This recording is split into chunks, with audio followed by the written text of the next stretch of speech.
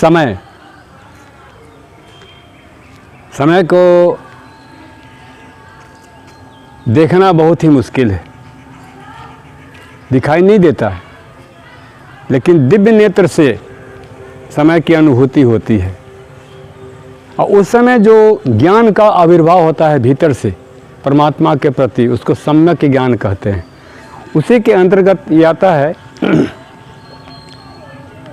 कि परमेश्वर होने की पात्रता क्या है, परमेश्वर कौन बन सकता है, परमेश्वर कौन है। क्या परमेश्वर हाथ, पाँव, आँख, कान, नाक, मुंह, दांत वाले होते हैं, या परमेश्वर और कोई है, ये भी जानना जरूरी है। ये तो स्पष्ट है, परम ईश्वर। नाम के साथ में अर्थ लगा है, उसके अंदर अगर ढूंढेंगे अमित, इसका दोनों भाव हो सकता है। तो आपके भीतर कैसा भाव आता है उसी को मान के चलिए। जो सबका मित्र हो, अनन्य मित्र हो, उसका नाम अमित है। इस प्रकार से परम ईश्वर, परम जो विराट हैं, जो शरीर धारण नहीं कर सकते, परम में माँ में हलंत लगा है, जिसके अंत का हल आज तक किसी ने जाना ही नहीं। कोशिश तो सब कोई किए, आज जो तुम्हें जाने तुम ही हो जाई, कहाँ लगी करूँ हम नाम बराई। उनका जब नामे नहीं है तो हम कैसे कह दें। राम भी राम राम किए हैं, राम भी ओम ओम जपे हैं, शिव भी राम राम जपे हैं। तो परम ईश्वर, ई अर्थात जो निकल रहा है, ई तुरंत, स्व माने अपना, जो हम स्वयं लिखते हैं, स्व अर्थात अपना, र यानी तेज, परम ईश्वर, जो अपने अंदर की जो सत्ता है, तेज है, वही हमारा परमेश्वर है। ये कौन बता सकता है, कौन जान सकता है, कौन ढूंढ सकता है? जो ईश्वरमय बन चुका है, परम ईश्वर, परमेश्वर। अगर आज जिस स्थान पे, जिस जगह पे, चाहे जैसे भी आप हैं, दूरदर्शिता बन करके देखिए कि बिना परमेश्वर का सृष्टि है ही नहीं, बिना परमेश्वर का सृष्टि है ही नहीं। न सृजन है, न पालन है, और न संहार है। वो दिखाई नहीं पड़ता है, बिल्कुल नहीं, उसे कोई नहीं देख सकता, लेकिन सभी कार्य कर रहे हैं वो। कौन? परमेश्वर। सभी कार्य कर रहे हैं।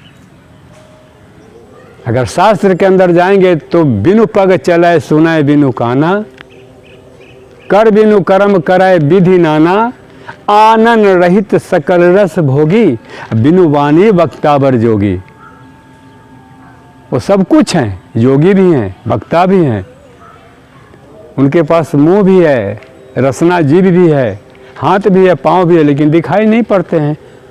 तो ये अनुभूति है, अनुभव ज्ञान है। वो सब कुछ ग्रहण करते हैं, बिना उनके ये सृष्टि का तीनों कार्य नहीं हो सकता है। लोगों ने अपने अपने विचार से चाहे जो भी लिख दिया हो, जो भी कह दिया हो, अलग की चीज़ है। लेकिन कली काल में अगर दिव्य परमेश्वर का अनुग्रह हो जाए, परमात्मा का अनुग्रह कृपा हो जाए, तो इस कली काल में भी इस चीज़ से अवगत कराया जा सकता है। बिना परमेश्वर की सत्ता का एक पत्ता भी नहीं हिलता है, लेकिन लोग भूलते चले जा रहे हैं। क्यों? कि 84 लाख जोनी का चक्कर जो है, अरबों अरब खरबों खरब वर्षों तक झेलने की प्रक्रिया में लोग आ जाएंगे, निकल नहीं पाएंगे।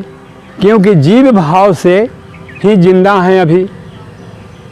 बीच में है आगे माया, उसके आगे है ब्रह्म, तो जीव भाव से हम अगर जीवित रहना चाहते हैं तो भोग कीजिए, खूब उसको अपने आप को उसी में लिप्त रखिए, और माया का वो पर्दा नहीं फट पाएगा तो ब्रह्म को नहीं जान पाएंगे समझ पाएंगे।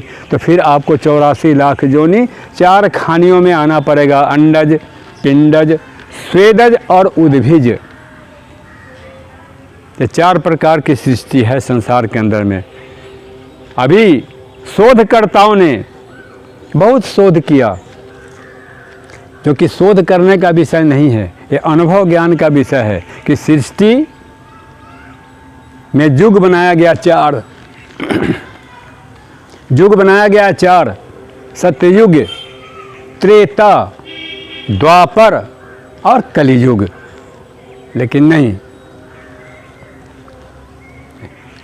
अगर ध्यान क्रिया से अपने आप को सिमट करके गर्भ ज्ञान में जाएंगे तो युग 5 है। जब से राजा हरिश्चंद्र का वर्चस्व रहा वो सतयुग, उसके बाद हमारे प्रभु राम त्रेता, द्वापर में कृष्ण और कलयुग में हम सभी लोग हैं कि जिसमें कोई किसी की बात न सुन रहा है, न मान रहा है, न कर रहा है। तो क्या है, निकृष्ट कर्मों में संलिप्त हैं। तो वैसे लोगों के बीच में पंचम युग का वर्णन करना अति दुखदायी है। लेकिन इस सनातन महर्षि परंपरा के अंतर्गत जो उद्भासित हो चुका, उसके अंदर ये बताना पड़ेगा कि पंचम युग क्या है। पंचम युग है सृष्टि युग, जो अपने आप ब्रह्मा, विष्णु और महेश बिना किसी नर नारी के शरीर धारण का संसार में आ गए, प्रकट हुए। वो है सृष्टि युग। सृष्टि युग में क्यों इनको लाया गया, क्या क्या इनको भार दिया गया, सौंपा गया, वो है सृष्टि युग। इसको वही जान सकता है जो आदि, मध्य और अंत तीनों को पार कर जाएं। प्रातः, मध्याह्न और सायं तीनों काल को पार कर जाएं, त्रिकालदर्शी बन जाएं, दिव्यता को प्राप्त करें, अपने अंदर की अहम भाव को समाप्त कर लें, हम परमात्मा के प्रति समर्पित हो जाएं। फिर ईश्वर का जो दर्शन होता है, ईश्वर का जो स्नेह मिलता है, उसके बारे में व्याख्या करने की कोई आवश्यकता नहीं पड़ी है और न कोई व्याख्या कर सकता है, क्योंकि परमात्मा वहाँ पर रोक लगा देते हैं। आज मैं एक यथार्थ ज्ञान के अंदर सच्चाई आपको बता दूं कि द्वापर में श्री कृष्ण ने बर्बरीक का सिर कटवा लिया था कि तुम सब मेरे बारे में जान गए, तुमने हल्ला कर दिया कि प्रभु आप एक ही बाण से महाभारत कराने जा रहे हैं।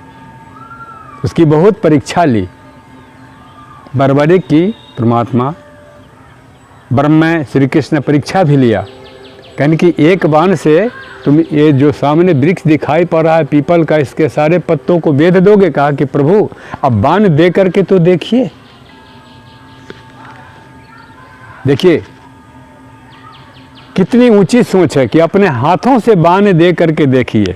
अगर परमात्मा आपको कोई ऐसा चीज़ दे दें तो कितना विश्वास होगा। तो प्रभु समझ गए कि अब ये एक बाण से पूरा पत्ता छेद देगा। तो उनको भी शंका हुआ। आज संत लोग इस बात को नहीं बता पाते हैं लोगों को, साधु लोग नहीं बता पाते हैं, प्रवचनकर्ता नहीं बताते हैं कि इस भगवान को भी शंका उत्पन्न होती है। मैं कहने से नहीं चूक रहा हूँ यहाँ पे, आप इसको चाहे जैसे भी समझ लें कि भगवान को भी शंका हुआ। उनको भी दिव्यता प्राप्त थी श्री कृष्ण को, लेकिन शंका हुआ कि ऐसा न हो कि एक बाण से सब पत्ता को छेद दे, तोड़ करके पट से पाँव के पास लेके दबा दिया। क्या जरूरत था, क्या जरूरत था। इसलिए शरीरधारी जितने भी संसार में आए हैं वो ईश्वर नहीं है, वो ईश्वर नहीं है।